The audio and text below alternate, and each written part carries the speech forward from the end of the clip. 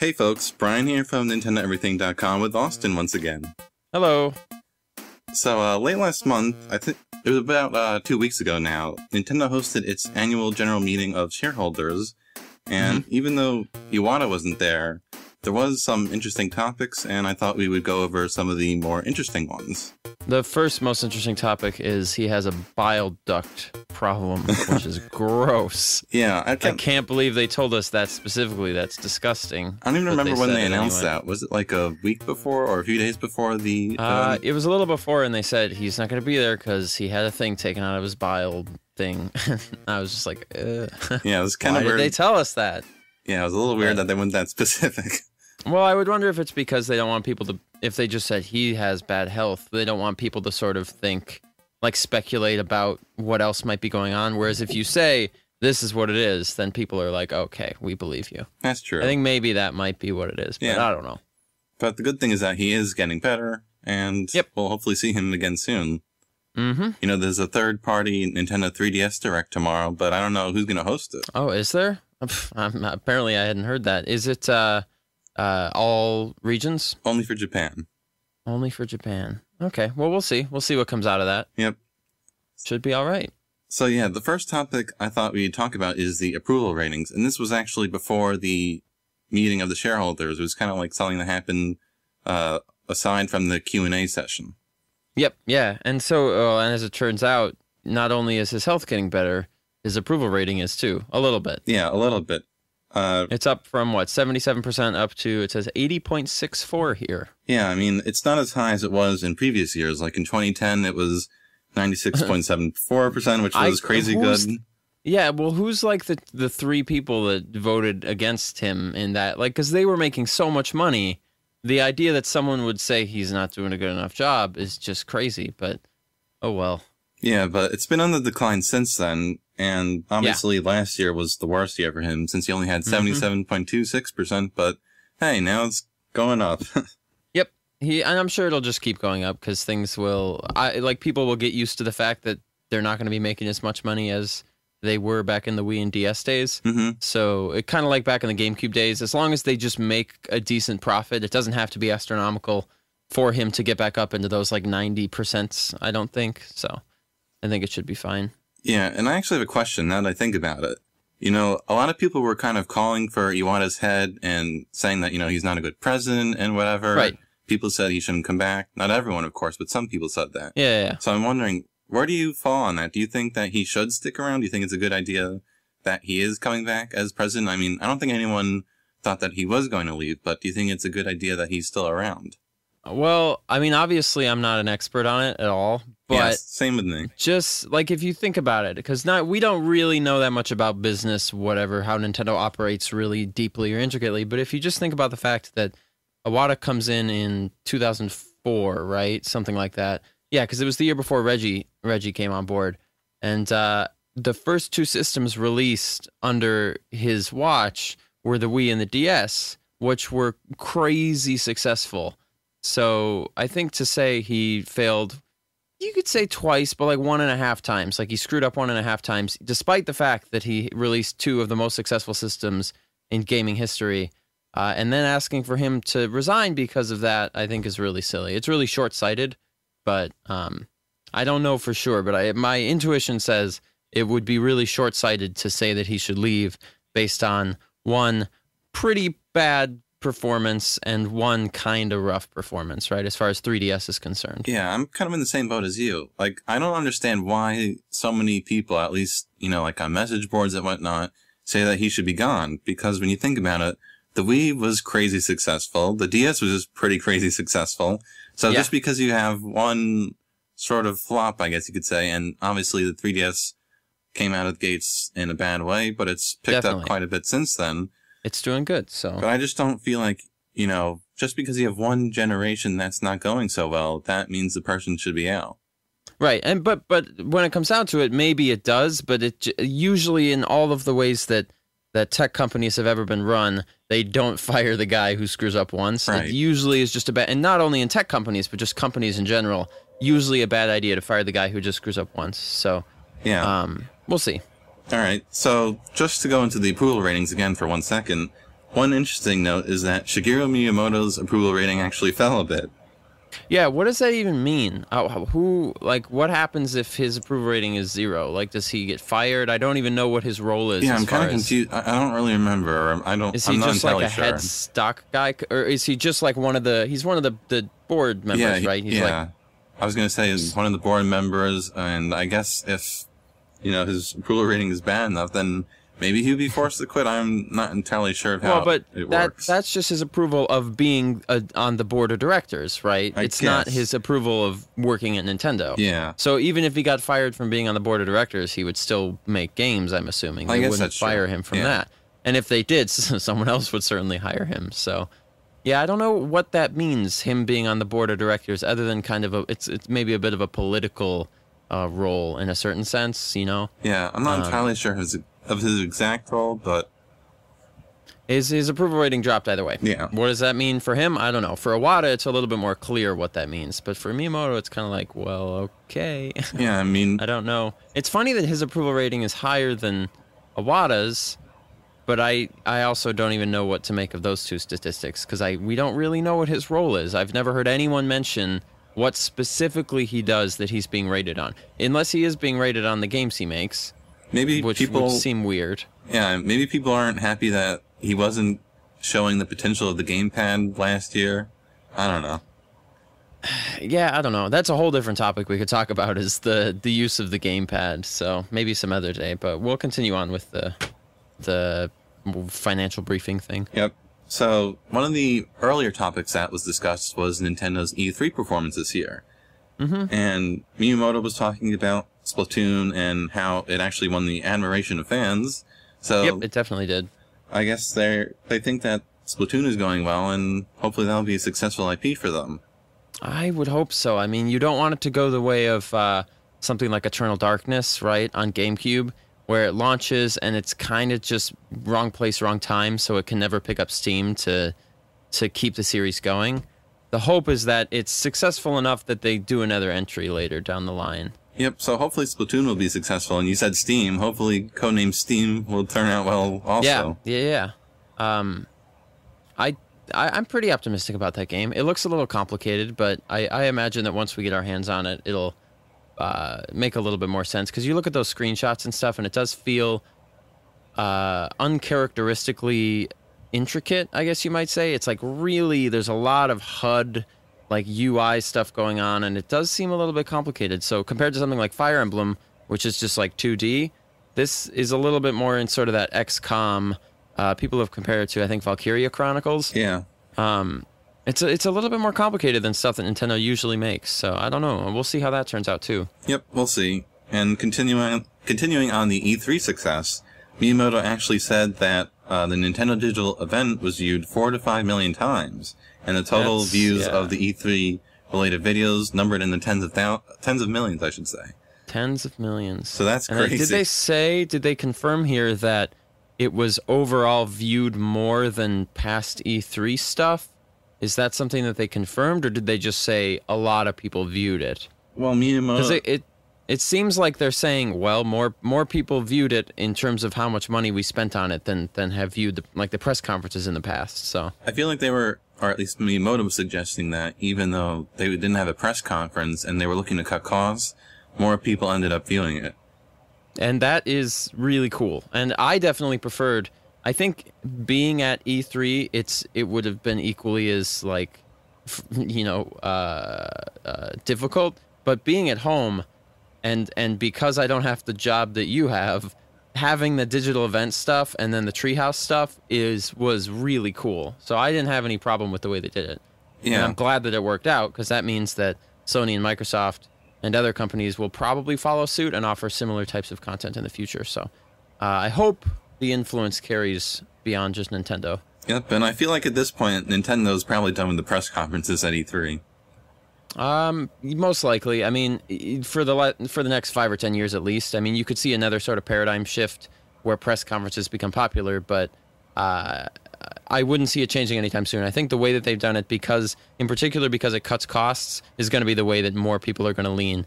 And it was really successful for them. So unless there's a huge catastrophe next year, I think you're right. I think press conferences are kind of out for the time being. Yep. The only thing I could see changing is if maybe Nintendo introduces a new system again. Maybe in a few years, then they may want to consider having a big stage, but I don't know. Yeah, that'd be interesting, because you can't necessarily imagine a system being unveiled in the sort of digital event way. Mm-hmm. No, but I think it would work fine. I don't see any problems with it. It would be cool to have, like, the Reggie pulls the 4DS out of his pocket and everybody screams or whatever. Yeah. But I don't know if we need that necessarily. It would have been cool to have the same thing for like the Zelda reveal, to hear all the people like cheering, but it's fine. It worked out fine. I don't think anybody really minds. Mm-hmm. I guess we'll just see what happens in the following years. Yep. It'll be next year will definitely be the thing that cements them going this way, or maybe kind of hedging their bets and leaving it open for future E3s. So. All right, so the next topic kind of ties into more about E3, but it goes into something different as well. I think I'm just going to read this because it's actually really interesting. And, sure, yeah. So Miyamoto said, every year a number of companies exhibit at E3, and Nintendo is compared with other companies, most likely with Sony and Microsoft. This year, the majority of what the other developers exhibited was bloody shooter software that was mainly set in violent surroundings or, in a different sense, realistic and cool worlds. Because so many software developers are competing in that category, it seemed like most of the titles at the show were of that kind. In such circumstances, Nintendo looked very unique and was able to receive such positive reactions as, Nintendo had a variety of different software and the company is offering games we can feel safe with. From this aspect of differentiation with the other companies, we had a great E3 show this year. So I just thought that was really interesting overall.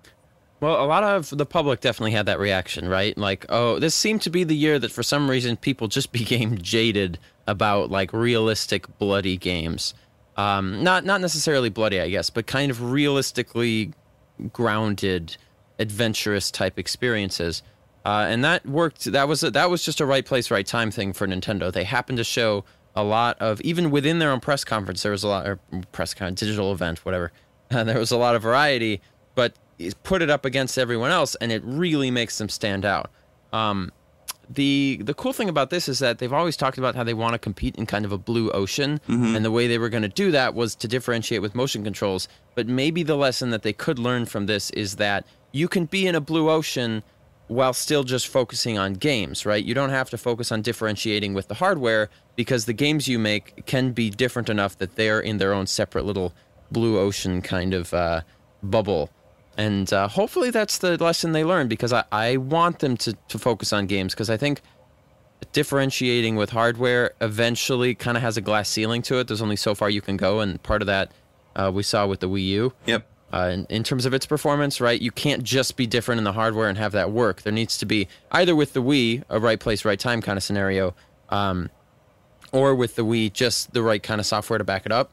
So, or the right kind of software, meaning simple enough software that people can just see, like golfing or tennis or whatever, really simple stuff that people can see and latch onto. Whereas you can compete in a blue ocean and still be focused on gamey games. And that's something that I hope that they do. I mean, Splatoon and Steam and to an extent, even Zelda, Star Fox, Metroid, etc. Though those are things they've done before, nobody else does them like Nintendo does them. So they're still different enough that people hopefully will see that, and seemed to see it this year, even when in the past they didn't necessarily pay as much attention to it. Yeah, and Miyamoto did mention later some other interesting things that kind of piggybacked off of what he said earlier, and he also mentioned that to some, it might have seemed as though there wasn't a wide variety of software at E3, and as though many people followed the same direction to make their video games. I believe this is a revelation of creative immaturity on our part as creators in the video game industry. So, Miyamoto was definitely saying some very interesting things at this event. Yeah, I think a lot of people take these, because then the second thing he said was something like, well, I can read the quote here. Our creativity is still immature. In the world of comic books and movies, there are people who are challenging themselves to be even more creative than before in creating their content. I believe that we're, as in all of video game creators, are still in a transitional period and will eventually step up into the phases where we blah, blah, blah, etc. So he's basically saying we're still kind of immature as game creators, and you don't hear that enough, I don't think. I think a lot of people who are making games are really wrapped up in their own projects to the point where they would never admit that there might be something less mature about them, right? So you wouldn't really get the guys who make Battlefield to maybe say like, we're not really pushing the boundaries here. We're still kind of creatively immature. And to get a guy like Miyamoto, who is really one of the more creatively mature people most of the time in gaming, to say that, hey, we're still growing, we're still working on it. I think that's really cool. I really like hearing that from him. That's because then it kind of makes people feel like, oh, I'm not crazy. Like even the people who are making games realize that there's still a way to go. And when you see the content we saw at this year's E3, I think it makes it pretty clear in terms of what Miyamoto's pointing out with regards to everyone kind of being the same and going for the realistic kind of violent or otherwise rooted in reality sort of games. So I liked that. I liked reading that quote. Yeah, it was very interesting for him to even say that because, as you said, you don't really hear that a lot from anyone these days. And I think people take it a little bit more offensively than it's meant, because I think all of us know that there are plenty of people making games that aren't just doing what everyone are doing, but this is more a comment on kind of the Hollywood of games rather than the smaller games that you might find here and there that you could point to and say, no, that game is mature, which is true. You can always find that. So I don't think he means this offensively. I think he's just saying, hey, maybe we should pay attention to this because it's maybe not as mature as it could be. Yep. So I guess we will talk about one more topic for today, and that is Zelda. Mm-hmm. So one investor basically asked, I think it was Miyamoto, basically when we would hear more about the new Zelda game for Wii U, and he kind of avoided the question. He basically said, well, it's open world. Yeah. And that's it. The only interesting thing is that he kind of suggested that he doesn't like using the term open world when making games with developers. Yeah, I mean, he didn't exactly explain why. He just said, I don't like using it, but we're going to use it now because it helps explain kind of what the game's about.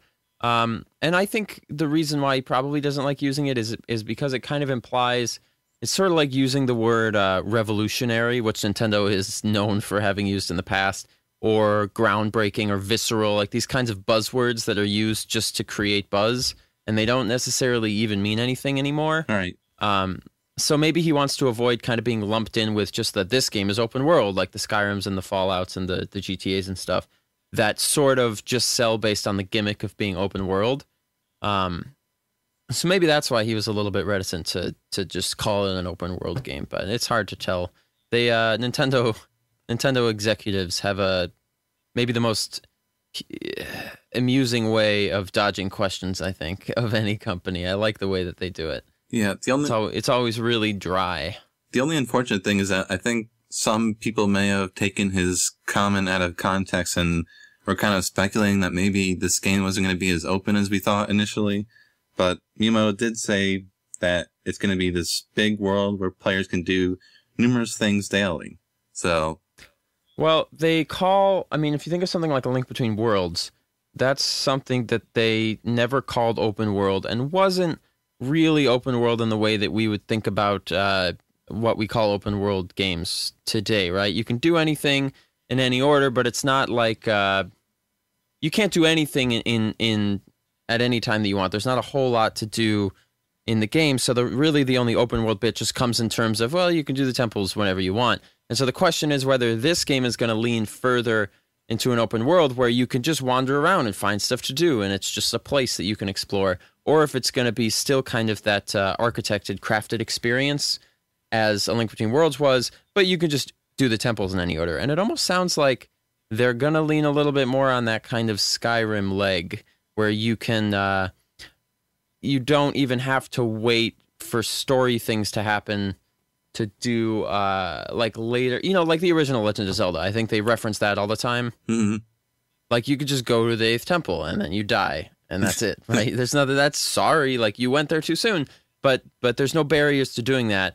And that wasn't how A Link Between Worlds was, because all of the later temples in the game were more or less the same difficulty. There wasn't like this one's too hard, but you can go here, but it's too hard. So maybe they're going to lean more on towards that kind of organic thing that the original Legend of Zelda had, rather than the kind of smooth A Link Between Worlds experience but it's hard to say. Yeah, it's going to be very interesting to see where they go, since we only got a really small taste of what the game actually is at E3. Yeah, basically, we just have an art style, is basically what we learned. And but it looks good. It's a nice art style. Yeah, and one more question for you about this game. Do you have any prediction about when you think we'll see it again? Oh, we'll see it at E3. Well, I mean, do you think it's going to be before E3? No. You don't think so? No. I mean, maybe, probably not. I mean, if you asked me, like, predict or I'm going to chop your fingers off, then I would say, I'll say E3. I don't think they're going to show it any, because they do this all the time. Yarn Yoshi was, 2 years or whatever before we saw it again, and that was at E3. I think this is going to be the same kind of case. Skyward Sword, we didn't see anything in between E3s. Wasn't there one time where they showed a trailer at GDC? Oh, maybe. Yeah, I guess if that counts, then I have no idea. I don't know. Maybe they'll show a trailer sometime. And the only thing about Kirby is that what they showed in that Direct was a lot different than what we got. True, so yeah. I feel like, no, that's true. So I feel like this Zelda is much further along than Kirby was at the time. Maybe. Yeah, probably. I mean, it certainly looks, if that's all, like they said, it was all in-engine, which means they've got kind of the base of it all made. Yeah.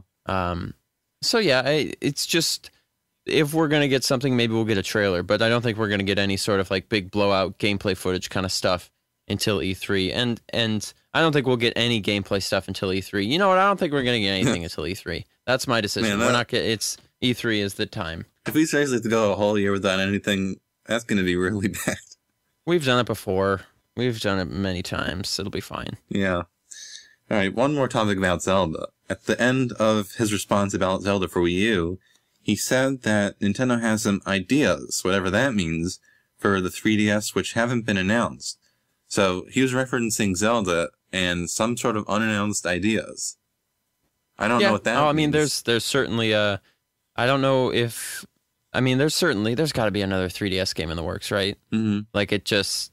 That's pretty much a given. So I don't necessarily know that there's too much to take out of this. I'm probably looking into it, but I just felt like the word ideas was interesting. Like, he didn't actually say projects or, like... That's sure. Like, he didn't say anything concrete was in the works. If you know what I mean. I don't know. I feel like maybe that is reading a little bit too much into it. I mean, I think that we know there's another Zelda coming for some handheld, and these ideas that he has are either going to be on a 3DS or it'll be on the next system. So it's always... this is all information that I think we always kind of know. But yeah, the ideas word, rather than saying, we're working on a project for 3DS, but maybe that's a way they don't want to confirm that it's for 3DS or anything. So maybe that's a way of kind of euphemismizing. True. Rather than saying we have a project for 3DS, just we have ideas for 3DS, which really just means they're working on a Zelda for 3DS. So what I think would be interesting is if this, I don't know if this would happen, but it'd be interesting if they came out with Majora's Mask 3D and then another original Zelda.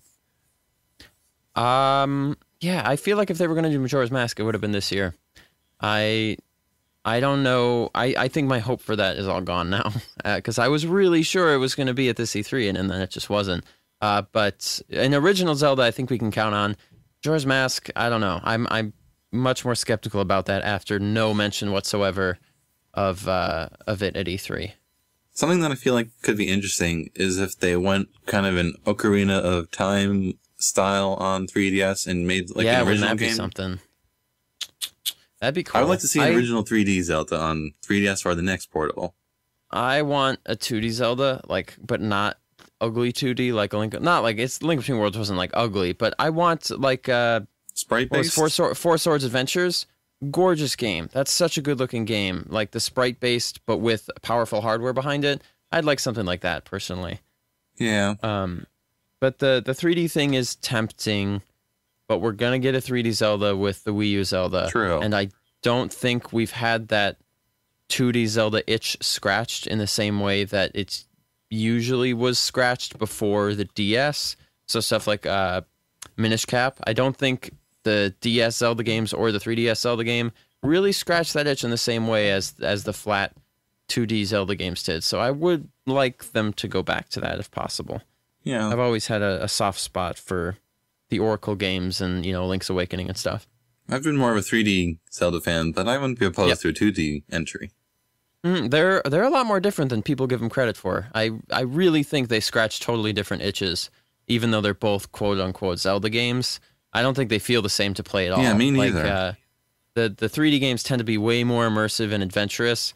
They're immersive in kind of in a world-building sense, in an adventurous sense, whereas the 2D games tend to be a lot more, I guess cerebral might be the way to put it. Like, you're really invested in it and you're immersed in it, but because of kind of the technical aspects of gameplay and like the puzzles and what you're doing, I've never felt like the gameplay was as big of a focus in the 3D games as the 2D games. I've always felt the world and the atmosphere was bigger for the 3D games. Kind of, yeah, and exploration, things like that. Exploration, yeah, exactly. And that comes from just world building. Whereas the 2D games did tend to be really, really technical, really gameplay driven. And a little bit of atmosphere, I guess. Some of those games have good music, so, but they are different. Either whatever the reasons are, they're way more different than I think people give them credit for. Yep. So, any closing thoughts about this 3DS game or games? Oh, nah, not in particular. I'm usually not one for speculation, so I'll hold off. I don't want to look like an idiot. Yeah, I'm awful at predicting these kind of things. It's everybody is. Everyone's batting average for this is like under 300. So, yeah, I'm gonna completely avoid making any predictions if I can. That's probably a good idea for both of us. I think so too. All right, so yeah, that was a little brief discussion about Nintendo's annual general meeting of shareholders. I think those were some of the more interesting topics that were brought up, but we did post a lot of the excerpts on the site, and we could also leave a URL in the description of this video and on the site to the whole thing. Yep. And I think it was fun to read it. So if you're interested in kind of what we talked about, go check it out. It's an interesting read. Yeah, there were some things too that we didn't cover, like Iwata asked, that kind of gave some, like that jerk shareholder. Oh yeah. The jerk who was like, I hate video games, give me my money, and then he just like, I don't know. Yeah, it was funny though. There's a couple of I guess you'd say cynical shareholders in that meeting. So be prepared for that if you read it. Yeah, and then there were some confusing comments about the Iwata asks and whether or not they're going to come back. I still don't really know. They're like, the Iwata asks, well, it's not really reaching a lot of people, so we're going to keep doing it.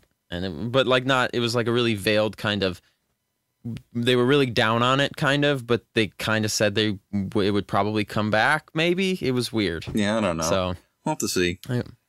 Yep, we'll see. I hope it comes back. I really like that series. So same here.